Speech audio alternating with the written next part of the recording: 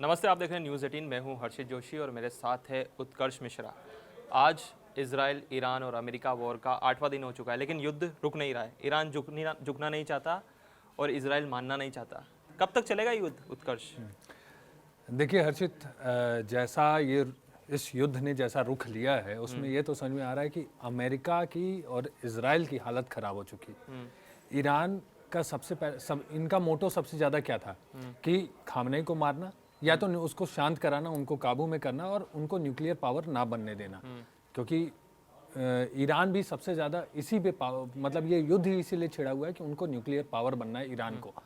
Trump ये नहीं चाहते। ट्रंप ने हवाला तो बहुत सारा दिया कि भाई उनको लगता है कि राष्ट्रीय सुरक्षा, अमेरिका की राष्ट्रीय सुरक्षा की बात होगी। लेकिन आपको ये भी समझना होगा, एक वक्त था जब अमेरिका और ईरान बहुत अच्छे दोस्त थे। लेकिन आज क्या दिन है? आज लगातार हमले हो रहे हैं, लगातार मौतें हो रही हैं और ये युद्ध अब समझ में नहीं आ रहा इसका निर्णय कब आएगा। ईरान जीतेगा, इजराइल जीतेगा, अमेरिका जीतेगा, या इसमें एक और एंगल है कि क्या अमेरिका इजराइल के कंधे पे बंदूक रख के चला रहा है। ईरान में इतनी सारी मौतें हो रही हैं, ईरान लगातार अटैक कर रहा है, बहुत सारी चीज़ें हैं, इसको समझना।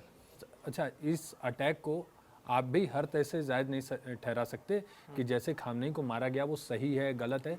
वो अमेरिका, इजराइल और ईरान के बीच की बात है। अयातुल्ला को मारना गलत था, बिल्कुल गलत है। लेकिन कुछ वो कहते हैं ना कि विधवा विलाप जो हिंदुस्तान में भी हो रहा है, ये हो रहा है क्योंकि अयातुल्ला बताते हैं कि वहाँ पर भी उन्होंने कई लाशें गिराई है ना। आपने वो बच्चे की तस्वीर देखी होगी कि एक छोटी बच्ची, उसको सामने उसके पिता को फांसी दे दी जाती है। तो इस तरह के जुर्म है महिलाओं के खिलाफ। उन्होंने क्या किया 1989 के बाद, 1979 के बाद पूरी तरह से बदल गया। 1979 से पहले जो ईरान, अमेरिका, जो वेस्टर्न कहता है ना, वेस्टर्न कल्चर था, उसको दबाया गया, महिलाओं को दबाया गया। 28 तारीख को हमला हुआ, अयातुल्ला का अंत हुआ। लेकिन उस अंत के बाद अब ईरान दहाड़ रहा है आसमान के अंदर। उनके पास मिसाइल्स हैं, फतेह 1, फतेह 2, मतलब जो कहते हैं ना 5000 जो 3000 डिस्टेंस है। उनके पास ड्रोन है, शायद ड्रोन्स।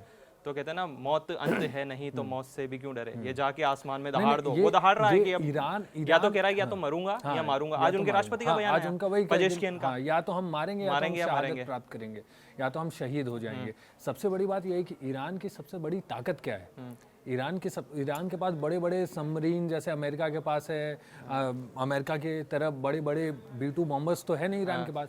ईरान की ताकत क्या है? ईरान के पास सिर्फ मिसाइल्स हैं और उनके ड्रोन, और गुच्छों की मिसाइल्स, कामिकाज़े ड्रोन जो आते हैं वहां से, जो लगातार वो ड्रोन्स अब ये छोटे मोटे बम का काम नहीं कर रहे। ड्रोन ईरान और इजराइल के अंदर ना, ये इजराइल और अमेरिका के अंदर खौफ पैदा कर रहे हैं लगातार कि कब ईरान हमला कर देगा, कब। अच्छा, आप ये समझना, जितने भी ड्रोन अटैक हुए ज़्यादातर तो यही दिखे, हर जगह यही दिखा कि ईरान के ड्रोन अटैक से इजराइल और अमेरिका को बहुत तगड़े नुकसान हुए।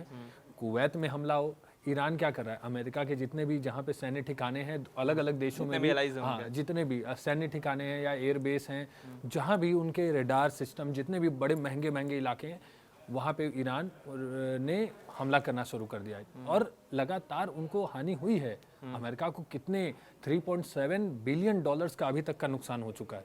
तो आप समझिए कि यहाँ वही हुआ है कि आ बैल मुझे बार। ट्रंप ने, आपको ये किस्सा पता होगा कि कुवैत में जो F-15 फाइटर जेट्स थे, ये अमेरिका के, वो उड़ रहे थे, वो न्यूट्रलाइज हो गए। F-15E ईगल, वही अमेरिका भारत को बेचने की कोशिश कर रहे थे ट्रंप कि हम इसको आपकी तरह से मॉडिफाई कर देंगे, ये कर देंगे, वो कर देंगे। आज क्या हुआ? इंटरनेशनल बेइज्जती F-15 की, 3 और वो भी ड्रोन से। कुवैत का कहना है कि ये फ्रेंडली में गलती से हमारा रडार सिस्टम ने उसको लगा कि ये दुश्मन देश का कोई वो कह रहा ना, फ्रेंडली युद्ध के अंदर कोई फ्रेंडली नहीं होता है ना, कि आप के 3 जो विमान है जिसको आप कहते हो कि ये बहुत एक गलती हो सकती है। एक गलती हो सकती है, मतलब एक बार मान लीजिए मैं आपके साथ चल रहा हूँ, मेरे से आपको एक बार धक्का लग सकता है। लगातार 3 बार धक्का देना, लगातार आपको मैं अगर गिरा दूं तो ये फ्रेंडली नहीं पचता नहीं है ना, किसी में भी नहीं पच रहा है कोई भी देश। मतलब कोई इसको पचा ही नहीं पा रहा ना। रिपोर्ट्स होगी 3 आपने शूट कर दिए एक ही दिन के अंदर, 3 गलती। और जिस तरह से आपने बोला है कि लगातार, चाहे वो आप कुवैत देखें, चाहे UAE देखें, चाहे सऊदी अरब देखें, चाहे आप ओमान देखें, तो ईरान ने क्या करा है कि अपनी मिसाइलें सब तरफ, कहते हैं ना कि बौछार कर दी। जैसे आप वो युद्ध देखते थे ना रामायण महाभारत के अंदर, तीर चल रहे हैं लगातार चारों तरफ, तो वैसा हो चुका है। सबसे पहले जो शाहिद ड्रोन है, उसकी लागत कितनी आती है? लगभग 30 से 40 लाख रुपए। लेकिन उसी तरह इनके पास है थर्ड सिस्टम अमेरिका का, ठीक है, एरो 1, एरो 2, एरो 3, उसके बाद है इनके पास आयरन डोम। इंटरसेप्टर उसको करने में लगभग लागत लगती है, अगर सबसे कम भी माने, सबसे सस्ता पड़ता है आयरन डोम, उसकी लागत लगती है 40 लाख, मतलब $1 लाख की, तो भी 40 लाख रुपए खर्च हो जाते हैं। एरो 2 और 3 तो बहुत महंगे हैं, तो लगभग अगर आपको एक 30 लाख का ड्रोन गिराना है तो आपको उसको गिराने के लिए 5-5 करोड़ 10-10 करोड़ की मिसाइलें चाहिए। तो मतलब कितना नुकसान हो रहा है, मतलब। अच्छा, जब हम दोनों बात कर रहे थे अभी थोड़ी देर पहले, तो एक डिस्कशन यही हुआ ना कि भाई युद्ध में नुकसान किसको होता है? हाँ।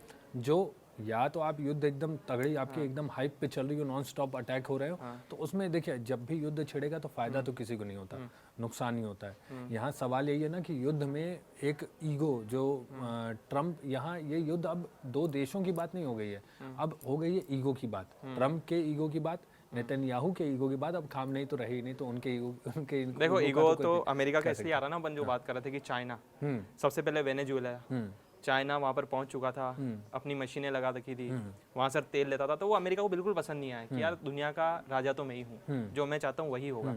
अब चाइना एक उभरती हुई ताकत है, वो जा रहा था वेनेजुएला से, तो अमेरिका को क्या लगा, उसका इंटरेस्ट है कि भाई मादुरो को उठा लेते हैं चाइना ठप। दूसरा क्या लगा कि यार ईरान से भी बहुत तेल लेता है। ये डायरेक्ट अगर अमेरिका की दृष्टि से देखा जाए तो वो डायरेक्ट चाइना को चुनौती दे रहा है। अगर दम है तो सामने आके लड़के दिखा, हम तो टर्मिनेट भी कर देते हैं, उठा भी लेते हैं, तुम कुछ करके बताओ। तो चाइना कुछ नहीं कर पाया। नहीं, जब वेनेजुएला में जब ऐसे अमेरिका ने ये जो ऑपरेशन किया था, उसके बाद हुआ नहीं भाई अमेरिका के पास कितनी पावर है कि अमेरिका किसी के घर में घुस के उसको किडनैप करके वापस लेके, और उनका एक भी सैनिक जख्मी नहीं होता, एक भी सैनिक जख्मी नहीं होता। लेकिन यहाँ क्या हुआ है, यहाँ अमेरिका के 6 सैनिक मारे गए, वो भी ईरान के हमले में। इन्होंने रिटेलिएट करा ना, उनको पता ही नहीं था। इनको अमेरिका को ये लगा था कि खामनेई को न्यूट्रलाइज करने के बाद उनकी रिजीम चेंज हो जाएगी, ईरान कब्जे में आ जाएगा, ईरान पूरी मुट्ठी में आ जाएगा। ईरान की जो जनता है, क्योंकि ईरान में एक थोड़ा सा खामनेई के विरोध में महिलाएं थोड़ी सी ज़्यादा एक्टिव हैं, जैसे आप सोशल मीडिया और हर जगह आप देख भी रहोगे, महिलाएं ज़्यादा उभर के आ रही हैं, बहुत ज़्यादा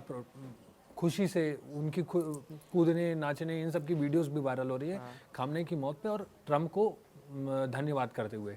लेकिन आप ये समझिए कि इनको लगा, अमेरिका को लगा, इजराइल को लगा कि अगर खामनेई को हम मार देते हैं, न्यूट्रलाइज कर देते हैं, तो ये हमारे कंट्रोल में पूरी तरह से पूरे कंट्रोल में आ जाएगा। खामनेई तो गए, जितने बड़े बड़े लीडर्स हैं, अमेरिका ने क्या किया, बड़े बड़े उनके लीडर्स भी 40 लगभग बड़े लीडर्स को ईरान के मार दिया। लेकिन फिर भी क्या हुआ, ईरान माना नहीं, ईरान ने जवाबी कार्रवाई की और नॉन स्टॉप मारना शुरू किया। कुवैत हो, बहरीन हो, बहरीन में सबसे ज़्यादा अमेरिका के जो बड़े महंगे और सारे वो मिसाइल सिस्टम्स हैं, इक्विपमेंट्स हैं, एयर डिफेंस सिस्टम्स हैं, वो वहाँ पे स्टेबल्स हैं, उन पे अटैक किया। दुबई हो, दुबई में जब अटैक हुआ तो ये हुआ कि भाई दुबई को क्यों मार रहा हो। यही कारण है कि वहाँ पे अमेरिका ने अपना बेस बना के रखा हुआ है। सिर्फ ईरान क्या कर रहा है, जितने भी ईरान के ये यूएस के जितने भी मिलिट्री बेस हैं या जहाँ उनके सैनिक रहते हैं, या तो उनका कोई एम्बेसी और ये सारी चीज़ें हों, उन पे ही अटैक कर रहा है। नॉन स्टॉप हमला ईरान का सबसे ज़्यादा यही फ़ायदा हुआ। अब एक चीज़ इसमें ये कि ईरान के पास जो फतेह मिसाइल है, फतेह मिसाइल, बैलिस्टिक मिसाइल जितने भी हैं, ये नॉन स्टॉप इन पे अटैक करते जा रहा है। अब इससे क्या है, ट्रम्प कमज़ोर हो गए। अब यहाँ ट्रम्प कमज़ोर दिख कैसे रहे कि आपने कल एक जो रॉयटर्स पे एक वीडियो क्लिप आई जिसमें ओवल ऑफिस में प्रार्थना सभा चल रही थी और सारे वो जो पादरी थे सबने उनके ऊपर हाथ रख के प्रार्थना कर रहे हैं। उसमें ये यहाँ आ रहा है कि भाई ट्रम्प ने प्रार्थना क्यों की कि युद्ध में हारे ना, युद्ध में उनकी जीत हो। ये सारी चीज़ें ट्रम्प को थोड़ा सा कहीं ना कहीं कमज़ोर दिखा होगा ना, हे भगवान अब बचा ले मुझे। अब कुछ पता नहीं चल रहा है क्योंकि वो तो लगातार मिसाइल छोड़ रहा है इनके पास। और इसके बाद सबसे इंपॉर्टेंट चीज़ है कि जो अमेरिका ने जो डूम्सडे मिसाइल है, जो उस टाइम हिरोशिमा नागासाकी के टाइम जब इन्होंने करा था, उसके बाद वापस वो डूम्सडे मिसाइल का वापस परीक्षण किया है ना, इस तरह की मिसाइल है, वापस वो अपने परमाणु परीक्षण कर रहा है। और आपने ये भी देखा होगा कि जब थोड़ा टाइम पहले आपने खबर सुनी होगी 2-3 दिन पहले कि ईरान में भूकंप आया, तो कहीं ना कहीं ये कई मीडिया रिपोर्ट्स थी, कयास लगाए जा रहे थे कहीं ये ईरान की तरफ से कोई परमाणु परीक्षण तो नहीं है। उसी के बाद अमेरिका एक्टिव होता है और वो कहता है कि मैं भी परमाणु परीक्षण कर रहा हूँ, डूम्सडे जो उसके पास मिसाइल है जो तैयारी कर रहा हूँ। तो लगातार अमेरिका हो चाहे वो इजराइल हो, सब तैयार है। और सबसे बड़ी चीज़ इजराइल, अब इजराइल का ध्यान थोड़ा सा ईरान से हट चुका है, अब वो धीरे धीरे लेबनान की तरफ जा रहा है। उसने अब बैरूत के ऊपर हमले करें, आसपास के लेबनान में भी 77 जो सिविलियंस हैं उनकी मौत वो हो गई। 77 सिविलियंस की मौत हुई है। इसराइल में लगभग 12 की हुई है और ईरान में लगभग 1200 से ज्यादा लोग 1300 लगभग। 1200-1300 की मौत हो चुकी है। उसके बाद क्या है कि उसने अपना ध्यान धीरे धीरे खिसका दिया। तो इसराइल की प्लानिंग है, इसराइल तो ये सोच के बैठा ना कि मुझे तो सिर्फ अटैक करना है। अब अमेरिका क्यों कूदा इस युद्ध में पता नहीं, इसराइल का साफ है मैं तो लड़ूंगा, उसको लड़ना है अपने आसपास, क्योंकि उसको अपने आप को बचाना है, वो लड़ाका है। पर अमेरिका के अंदर ही लोग नहीं चाहते हैं कि अमेरिका इस युद्ध में कूदे, हमारे सैनिक को मारे जाए, शहीद हों और हमारा पैसा बर्बाद हो। पर अमेरिका किसके बहकावे में आया? आपको पता ही है, नेतन्याहू का सबसे खास दोस्त है ट्रम्प। अब कहा कि मैं हमला करूंगा तो अड़ जाते हैं नेतन्याहू, तो जो करना वो करेंगे। और उसके साथ अमेरिका ने उसका साथ दिया और अच्छा, अब इसमें एक एंगल ये है कि रशिया का जो नाम आ रहा है, अभी अचानक से कल से ही रशिया का नाम आना शुरू हो गया कि ईरान को ये सारी चीज़ें पता कैसे चली कि भाई जो अमेरिका के जो शिप्स हैं, जितने भी बड़े बड़े शिप्स हैं, जितने भी फाइटर जेट्स हैं, वो कहाँ से किधर जा रहे हैं, ईरान को पता कैसे चल रहा है। अब इसमें नाम आ गया रशिया का कि रशियन मिलिट्री है, जो रशियन इंटेलिजेंस है वो ईरान के पास, जैसे अभी आप ही बता रहे थे कि सोशल मीडिया पे माहौल बना हुआ है कि क्या चाइना या ईरान, खामने जिंदा वाली खबर कि क्या खामने जिंदा है कि नहीं है, कि अगर जिंदा है, और वो वायरल भी हुआ था कि एक वीडियो क्लिप थी जो दिखा रहा था कि भाई खामने दूसरे देश में है, फोटो वोटो थोड़ी मोड़ी आई थी, लेकिन ये बस कोई कंफर्मेशन है नहीं, सोशल मीडिया का फिजूल की चीज़ें हैं, क्योंकि अभी तक हमें खामने की डेड बॉडी नहीं मिली है, कोई फोटोज़ नहीं दिखी हैं, आप जैसे बता रहे जनाजा नहीं निकला है, तो वो सारी चीज़ें नहीं ठीक है। वहाँ की स्टेट मीडिया ने और जो वहाँ के ऑफिशियल्स हैं, राष्ट्रपति, सब ने वो कह दिया है कि खामनेई जिंदा नहीं है। दरअसल 40 दिन का शोक भी है, तो एक तरह से पूरी दुनिया को पता है, सब जगह उनको श्रद्धांजलि दी जा रही है। और रही बात आपने रूस और चाइना ही करी, बिल्कुल वो बिल्कुल मदद कर रही होगी ईरान की, वो बिल्कुल उनको कोऑर्डिनेट्स दे रही होगी कि यहाँ इनके मिसाइल पड़ी है, यहाँ इनका फाइटर जेट है, या इनकी एम्बेसी, मतलब वो बिल्कुल कोऑर्डिनेट्स पिन टू पॉइंट कहते हैं ना। नहीं तो रशिया ने एक चेतावनी भी तो दी है कि जो न्यूक्लियर बेस्ड प्लांट है वहाँ पे ईरान में, जिसमें ज़्यादातर रशिया के कर्मचारी हैं, रशिया के काम करने वाले लोग हैं न्यूक्लियर पावर प्लांट में, अगर वहाँ पे अमेरिका या इजराइल कोई भी हमला करता है और कुछ भी चीज़ें होती हैं, तो बिना किसी शर्त रशिया इस युद्ध में कूद जाएगा। तो आप ये समझिए कि सबकी नज़र इस चीज़ों पे है, कब क्या करना है सबको ये पता है, हर कोई अलर्ट मोड पे है, जैसे भारत ही अलर्ट मोड पे है। लेकिन भारत के लिए ये है कि भाई सबसे ज़्यादा भारत को किस चीज़ में दिक्कत हो रही है? तेल आयात में, कि भाई तेल हम कहाँ से लाएंगे, हमारे पास जैसे कहा जा रहा था कि रिपोर्ट्स के मुताबिक कि 25 दिन का ही हमारे पास तेल है, लेकिन ईरान से क्या खबर आई कि आप तेल ले सकते हो, लेकिन खाली जो नाटो देश हैं, जो अमेरिका और इजराइल के लिए साथ दे रहे हैं, उनके लिए रूट। हाँ, ईरान ने ये भी बोला है कि जो स्ट्रेस ऑफ हार्मुज है वहाँ सर, अब चाइना, इंडिया हो, रशिया हो, वो अपने ऑयल टैंक शिप निकाल सकता है, लेकिन जो यूरोप के अलाइज हैं, अमेरिका के अलाइज हैं और जो इजराइल के अलाइज हैं, उनके जो ऑयल शिप्स हैं हम उसके ऊपर हमला करेंगे। बिल्कुल ये बात कह रखी है कि आप ले जाइए भारत के लिए, मतलब भारत की अब डिप्लोमेसी देखिए कि वो ईरान से भी तेल लेगा, रशिया से भी लेगा, तो भारत की एक तरह से ना वो चारों तरफ से ठीक है, युद्ध दुनिया में हो रहा है, लेकिन हमारे लिए है कि हम जहाँ से भारत को जरूरत है वो पूरा काम कर रहा है। नहीं, अब यही चीज़ समझना है कि भारत अपनी चीज़ों पे चला है, लेकिन अलर्ट हर कोई है। आप देखिए कि जितने भी बड़े देश हैं, दुबई है या कतर है, जितने भी जगह हैं, ईरान के ये हमले कहीं ना कहीं यहाँ ये दिखा रहे हैं कि भाई अब विश्व युद्ध का ही ये बिल्कुल बच चुका है कि कभी भी वर्ल्ड वॉर शुरू हो सकता है। देखिए, जब तक जर्मनी ना हो, फ्रांस ना हो, ब्रिटेन ना हो, उधर से रशिया, चाइना, तब तक अभी कहना मुश्किल है कि ये वर्ल्ड वॉर की तरफ जा रहा है। अभी सब ये चाहते हैं कि ईरान के अंदर रिजीम चेंज हो, कम से कम इजराइल तो यही चाहता है ईरान को न्यूट्रलाइज कर दिया जाए, वो लॉन्ग रेंज की मिसाइल ना बनाए, और अमेरिका चाहता है कि वो वहाँ पर परमाणु संपन्न देश ना बने। अब हुआ ये है कि अब ईरान गुरिल्ला वॉर पे आ चुका है। ईरान अब ये समझ चुका है भाई ईरान के पास इतने ज़्यादा खोने के लिए कुछ है नहीं है अब उसके पास खोने के लिए कुछ है नहीं, बड़े बड़े फाइटर जेट्स तो है नहीं, ईरान के पास खोने के लिए कुछ नहीं है। ईरान ने इसीलिए अब अपने को गुरिल्ला वॉरफेयर में उतार लिया कि भैया अब हम साइलेंटली काम करेंगे। सबसे बड़ी टेंशन बस इजराइल और अमेरिका के लिए कि अब ईरान हमला कब कर देगा, ईरान कब हमला कर देगा। ईरान कहीं खाड़ी देश है, आप समझ रहे हैं, पूरा ढका हुआ है। अब वहाँ से ईरान कब ट्यूब से अटैक कर दे, कब किस पे अटैक कर दे, ये चिंता बनी हुई है। ईरान मानने को है नहीं, ईरान के पास मिसाइल और इसकी तो कमी है नहीं, अमेरिका से ज़्यादा मिसाइल्स तो ईरान के पास है ना। लेकिन ट्रंप ने अब ये भी बोला ना कि अब जब समझौता होगा ईरान से, वो बिना शर्त पे होगा। जो ईरान है वो हमारे ऊपर शर्तें नहीं ला सकता, अगर ईरान को बचना है तो बिना शर्तों के समझौता उसको करना पड़ेगा, उसके पास कोई भी चारा नहीं। दूसरी बात ये है कि ज़मीन पे लड़ना, यानी अपनी आर्मी ईरान के अंदर उतारना, अमेरिका के लिए कहीं ना कहीं खतरा जरूर है, क्योंकि अमेरिका ने वियतनाम वॉर भी करा, अफगानिस्तान में भी करा, तो उसको पता है जमीन पे युद्ध लड़ना कितना मुश्किल है, क्योंकि अफगानिस्तान में उन्होंने कई सैनिक खोए, इराक के अंदर उसने कई सैनिक खोए। तो अमेरिका नहीं चाहता, और ट्रंप ने तो पहले भी ये बयान दिया था ना जब वो राष्ट्रपति बने थे, तो उन्होंने कहा था कि मैं चाहता हूँ कि जो मिडिल ईस्ट में जितने भी यूएस सैनिक हैं, हम नहीं चाहते वो अपनी जान खोएं, मैं वापस उनको बुला लूंगा, लेकिन वो चाहता है कि मैं उनको फील्ड में नहीं भेजूंगा। अगर वो जाते हैं तो बहुत मुश्किल हो जाएगी, क्योंकि गोरिल्ला वॉर लड़ना और वहाँ पर जाके जमीनी लड़ाई लड़ना एक हवाई हमले से बहुत खतरनाक होता है। नहीं तो आपने हमेशा ही देखा है जब भी अमेरिका ही हो, रशिया ही हो, जब भी ये बड़े देश कहीं देश में जाके किसी देश में अगर ग्राउंड वॉर लड़ते हैं तो वो फंस जाते हैं पूरी तरीके से। जैसे यहीं पे अब ये देखिए ना, ये तो हवाई हमलों में सारी चीज़ें चल रही हैं, मिसाइल अटैक चल रहा है, ये सारी चीज़ें चल रही है, लेकिन यहाँ पे भी तो चीज़ें फंसी हुई दिख रही हैं ना, क्योंकि ईरान मान नहीं रहा। ईरान का नहीं मानना ही सबसे बड़ी ट्रम्प के लिए सबसे बड़ी वो है, एक तरह से मान के चलिए धज्जियाँ उड़ गई हैं ट्रम्प की, कि ट्रम्प को इस नौबत पे आ गए हैं। ट्रम्प जो मतलब अपना भौकाल मनाते हैं, लोगों को दिखाते हैं भाई मैं सुप्रीम लीडर हूँ, सुप्रीम पावर हूँ, लेकिन यहाँ ये हो गया कि ट्रम्प को वो जो सीन है कि वो टेबल पे बैठे हुए हैं, पादरी सारे उनके ऊपर हाथ रखे और प्रार्थना कर रहे हैं उनके लिए कि आपको परम शक्ति अपनी शक्ति दे, भगवान आपको शक्ति दें, ये युद्ध में आप जीते। तो आप ये समझिए ये सारा चीज़ें एकदम मतलब विपरीत चल रही हैं। ईरान के पास क्या है, ईरान ने क्लियर कह ही दिया कि भाई मैं मरूंगा या मारूंगा, मुझे क्या टेंशन है।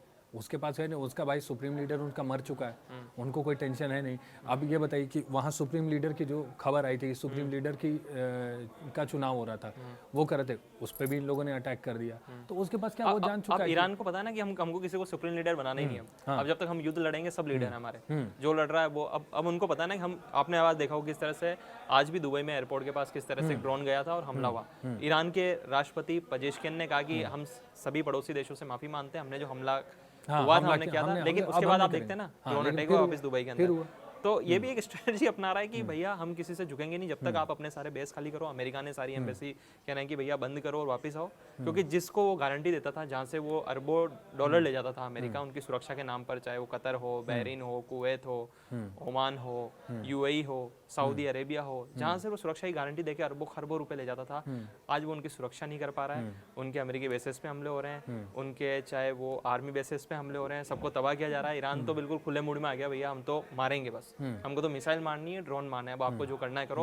अब हम तलवार लेके खड़े हैं युद्ध के मैदान में। नहीं, हम कफन बांध के खड़े हैं, बिल्कुल हम कफन ओढ़ के खड़े हैं भाई। अब जब इस नौबत पे चीजें आई गई हैं कि हमें मरना तय ही है सारे। अच्छा, ईरान की सबसे बड़ी कमजोरी क्या रही? खामनेई की मौत।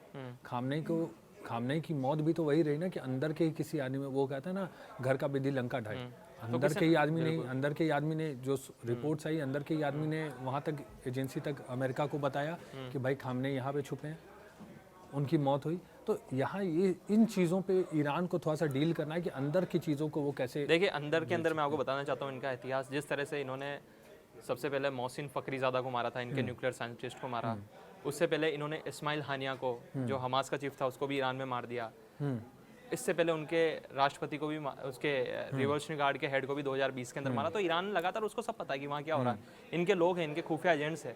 कहीं आपने हॉलीवुड मूवीज देखी होगी किस तरह से इजरायली, चाहे देखा होगा किस तरह से इनके एजेंट्स घुस जाते हैं और वो वहाँ के लोग इधर घुल मिल जाते हैं और फिर उनके सिस्टम के अंदर फिर बैठ जाते हैं और फिर वो इसराइल की मदद करते हैं। तो इनके लोग, चाहे वो मोसाद, अब इसके अंदर बताया गया ना किस तरह से ईरान के सुप्रीम लीडर को मारा। इसमें 3 एजेंसी शामिल थी। पहला CIA, दूसरी थी मोसाद और तीसरी है इसराइल की यूनिट 8200। तो इन तीनों ने मिलकर ये ऑपरेशन किया, एकदम सटीक ऑपरेशन करा, जिसके अंदर अयातुल्ला खामेनी का कह सकते हैं ना कि खात्मा हो गया। तो जिस तरह से आप देख सकते हैं कि युद्ध का आज 8वां दिन है और ना तो ईरान रुक रहा है, ना इजराइल रुक रहा है, ना अमेरिका। तीनों सिर्फ युद्ध चाहते हैं और मिडिल ईस्ट बिल्कुल तबाही के कगार पर है। चाहे वो दुबई हो, चाहे बहरीन हो, हर तरफ ड्रोन से, मिसाइलों से हमले हो रहे हैं। जो आम नागरिक हैं, आम जिंदगी है, वो खतरे में है। तो हम तो यही उम्मीद करते हैं कि युद्ध जल्द से जल्द खत्म हो जाए। और आप देखते रहिए न्यूज़ 18।